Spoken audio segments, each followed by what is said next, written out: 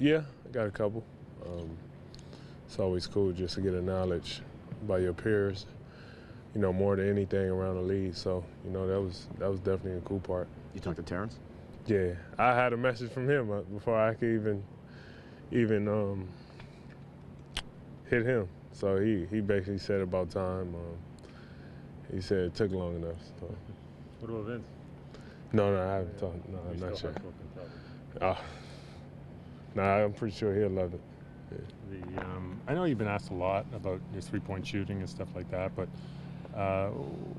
what about the last 5-6 games? You've taken them in volume, you've made them with a lot of confidence, and do you see it as something that you can really make part of your game going forward? I mean, it's like I always say, every time I come in the gym late night, whenever I work on my game, that's always something that I always work on. So it was always something I knew I could do, but I felt so comfortable doing the things I felt dominant at, and picking and choosing my spots, and I just getting into the mindset of just doing it, just being comfortable just doing it, so it's one of them things that I know I could do. It's just a matter of me just doing it every night. Is it sort of reassuring now that you've been doing it, but also that it hasn't taken away from the other thing? You got to the line. Right. I think that was my biggest challenge, just understanding that, just because I do shoot them, it won't take away from the other part of my game. That was one thing that I was always trying to juggle with,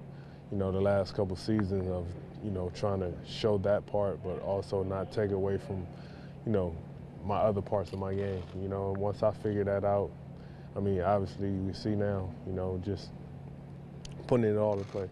Dwayne was saying after the game yesterday that you've been obviously an all-star for years now, but you're playing now like a superstar.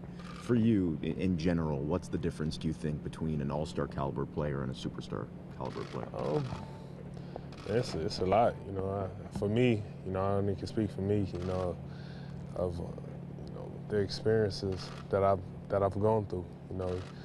You go through making the all-star team once, then the challenge is, can you do it again? Can it just not be, a mishap? Then, you get put in the class of being able to be on an Olympic team around superstar type of guys, and that kind of solidifies you and give you that confidence of, I'm supposed to be here. What next? Going to the Eastern Conference Finals, being a few games away from the finals. So all them things kind of come into play for me that helps me, molds me, and the good and the bad molds me to turn me into the type of player I am. And I think things like that is what really shifts a player. The crowd was giving a little bit of the MVP chance last night, and it's kind of wild when you think of LeBron, Durant, and Curry and these guys, but in some ways you're on one of the best teams in the league, and you're putting up career best numbers in a lot of categories. Is it something does it sound out of place to you? I mean, it's all about winning. One thing that was always stressing me, especially one thing Masai always stressed was, you get rewarded for winning, and at the end of the day, you win, everything that, you hope for, wish for, or dream of will come a lot easier, So as long as you take care of that part, at the end of the day, anything can happen. Defensively, Dwayne was complimentary. DeMar, how do you think your defense is right now? Just overall. I mean, it's getting better, not just for me personally, as a team as well. Them guys help me out a lot, and I try to help them guys out as much as possible. So, we try to treat it like a two-way street.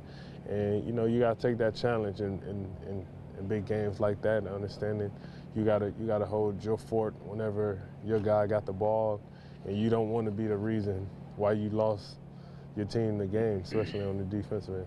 The playoffs are still 3.5 months away, and obviously nothing that happens the next month is going to be make or break for you guys. But how much can you, as a team, learn about yourselves during a stretch like this where you are facing a lot of really good teams?